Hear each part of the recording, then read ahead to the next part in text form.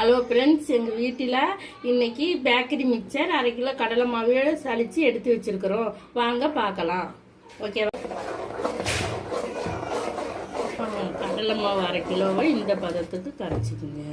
இட்லி மாவு பதத்துக்கு கரைச்சிக்கிட்டிங்கன்னா எண்ணெய் இழுக்காது.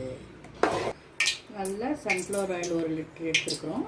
இப்போ பூந்தி நல்லா எண்ணெய் காஞ்சிருச்சு. பூந்தியை தேய்ச்சி விட்றோம். பாருங்கள், நல்லா உருண்டையாக விடுவோம்.